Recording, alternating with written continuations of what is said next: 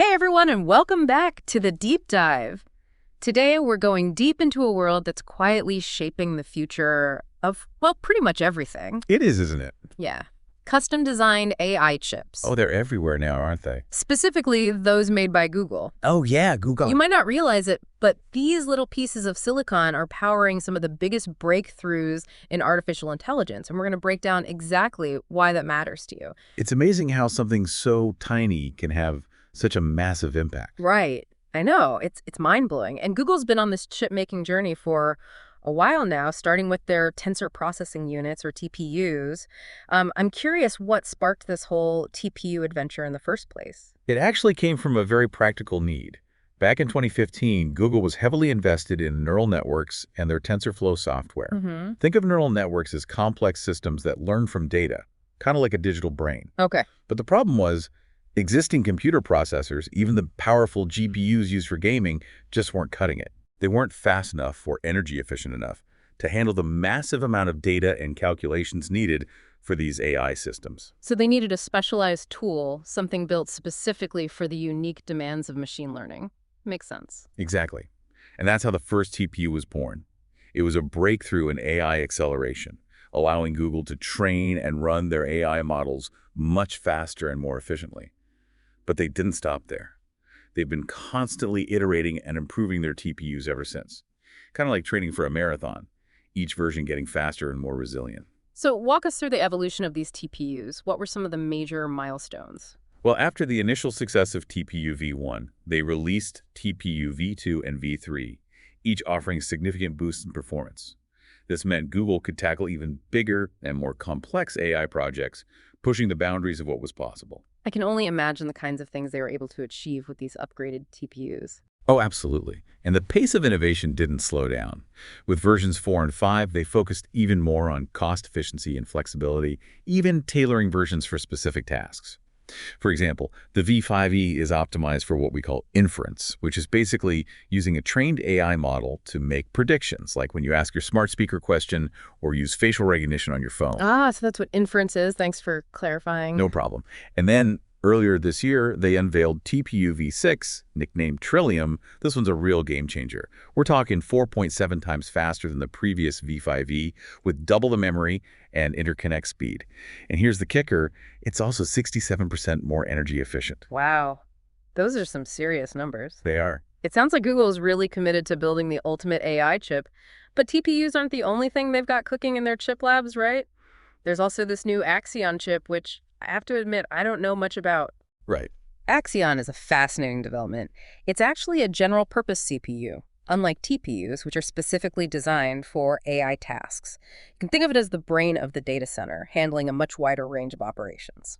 So why develop a general-purpose CPU when they've already got these super specialized TPUs? Wouldn't that be like having a specialized screwdriver for Phillips head screws and then also inventing a whole new screwdriver that can handle any type of screw?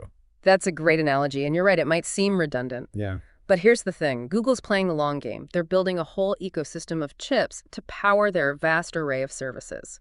Axion allows them to run a wider variety of workloads more efficiently. Whether it's crunching numbers for their search algorithms or processing data for YouTube, they want to have complete control over their data center infrastructure and reduce their reliance on external suppliers. So it's about strategic independence. I'm starting to see the bigger picture here, but tell me, how does this Axion chip stack up against the competition? Is it just another CPU, or does it have some secret sauce? It's definitely not just another CPU.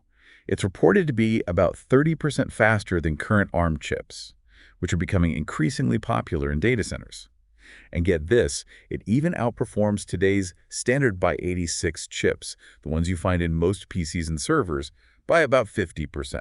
Okay, now those are some impressive stats. It Yeah. sounds like Google's not messing around with Axion.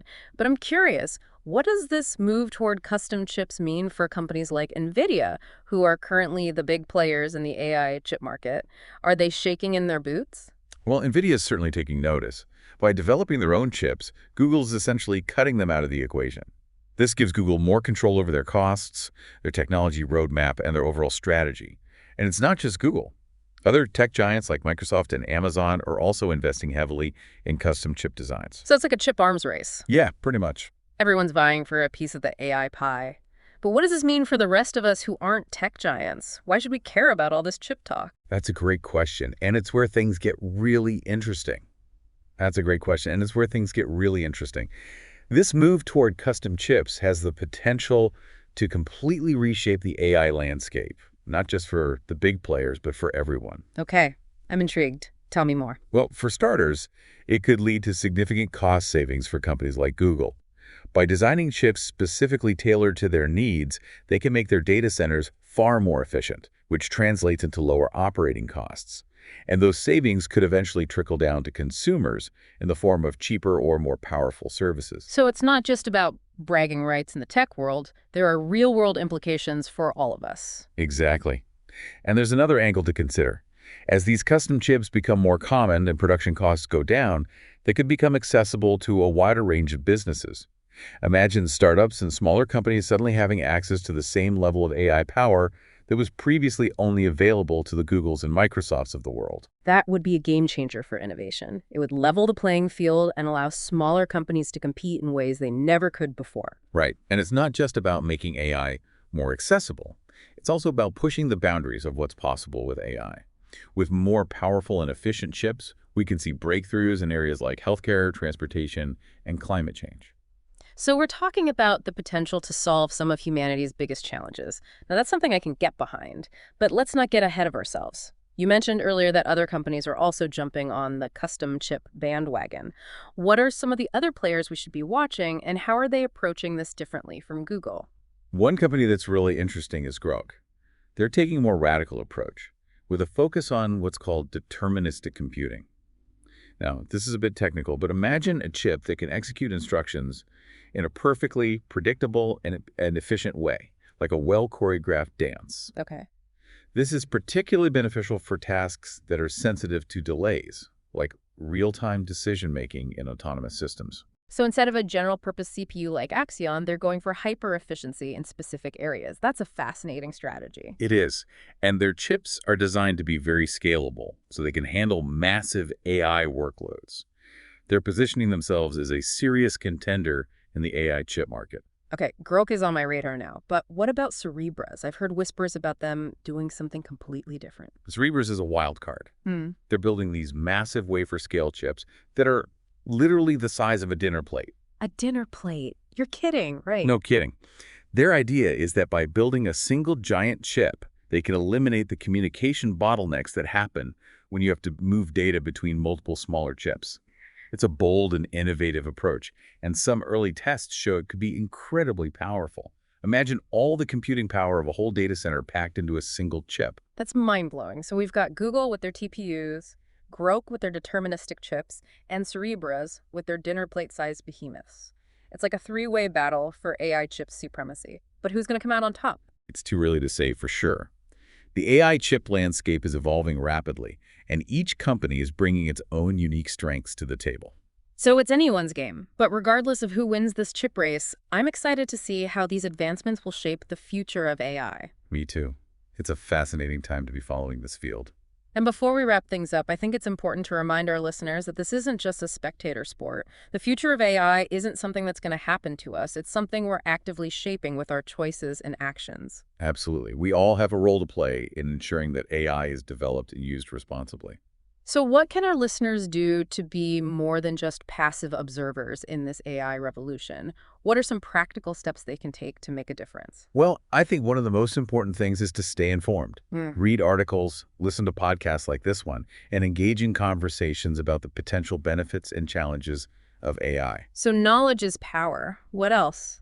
Another important step is to support organizations that are working to promote ethical and responsible AI development. There are many great nonprofits and research groups out there who are doing amazing work in this area. So put your money where your mouth is and support the causes you believe in. I like it. Exactly. And lastly, don't be afraid to speak up and share your perspectives. The future of AI is too important to be left solely in the hands of tech companies and policymakers. We all need to have a voice in shaping how this technology is developed and used. Be informed, be engaged, and be vocal. That's a great call to action. It is. We all have a responsibility to ensure that AI is a force for good in the world. Well said. But before we get too philosophical, let's bring it back to the chips themselves. We've talked about Google, Grok, and Cerebras, but I'm sure there are other companies out there doing some cool things in this space. What are some of the under-the-radar players that have caught your eye? There are definitely a lot of innovative companies emerging. One that I find particularly interesting is GraphCore. They're developing a new type of processor called an Intelligence Processing Unit, or IPU, that's specifically designed for machine intelligence workloads. IPU, huh? That sounds intriguing. What makes it different from the other chips we've discussed? Well, IPUs are designed to be highly parallel and flexible. They have a unique architecture that allows them to process information in a way that's more similar to how the human brain works. This makes them particularly well suited for tasks like natural language processing and image recognition. So they're going for a more brain-inspired approach. That's fascinating. But how do they stack up against the competition in terms of performance? Early benchmarks suggest that IPUs can deliver impressive performance, especially for complex AI tasks. They're also designed to be very energy efficient, which is becoming increasingly important as AI models grow larger and more complex. Okay, GraphCore is definitely on my watch list now. It sounds like they could be a real disruptor in the AI chip market. They could be.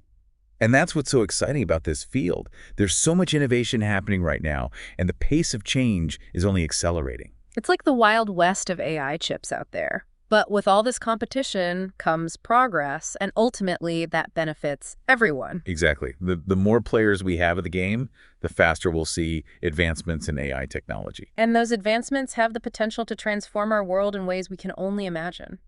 But as we've discussed, it's important to approach this AI revolution with a sense of responsibility and a commitment to ethical development. We need to make sure that AI is used to benefit humanity as a whole and not just a select few. Couldn't agree more. It's a conversation we need to keep having as AI technology continues to evolve. Well said. It feels like we've only just scratched the surface of this massive topic. We have. There's so much more to explore. But we need to wrap things up sometime. Indeed. So, as we bring this deep dive to a close, I want to shift gears for a moment and talk about something that's been on my mind. Okay. What's that? We've been discussing these incredibly powerful chips that are pushing the boundaries of AI. But I can't help but wonder, about the unintended consequences. What are some of the potential downsides we need to be thinking about? That's an important question. As with any powerful technology, there are always potential risks. We need to be mindful of the possibility of job displacement as AI systems become more capable. There's also the risk of AI being used for malicious purposes, such as creating deepfakes or developing autonomous weapons systems. Those are serious concerns. We need to make sure that we're developing AI in a way that benefits society as a whole and not just a select few. Absolutely. We need to have open and honest conversations about the potential risks of AI and work together to develop safeguards and regulations that ensure its responsible use. So it's not just about the technology itself, it's about the human values and ethical principles that guide its development and deployment. Precisely. We need to make sure that AI is aligned with our values and that it's used to create a better future for everyone. Okay, so we've established that there are both incredible opportunities and potential risks associated with AI. It's a complex and multifaceted issue with no easy answers. It is, but that's what makes it so fascinating. Yeah, indeed. So, what can our listeners do to stay informed and engaged in this rapidly evolving landscape? I think the key is to cultivate a mindset of continuous learning. Stay curious, read widely, and engage in thoughtful discussions about the implications of AI. So don't just passively consume information. Question it, challenge it, and think critically about the potential impact of this technology on our lives and our society. Exactly. And don't be afraid to get involved. There are many ways to make your voice heard, whether it's through supporting organizations working on ethical AI development, contacting your elected officials, or simply engaging in conversations with friends and family. So the future of AI is not something that's being decided for us. It's something we're all actively shaping with our choices and actions. Precisely. And it's up to all of us to ensure that it's a future that we can all be proud of. Well said. On that note, I think it's time to wrap up this deep dive. It's been a pleasure exploring these topics with you. The feeling is mutual. To our listeners out there, keep exploring, keep questioning, and keep pushing the boundaries of what's possible. But as you do so, remember to do it with a sense of responsibility and a commitment to creating a better future for everyone. Well said. And until next time, stay curious. Stay curious.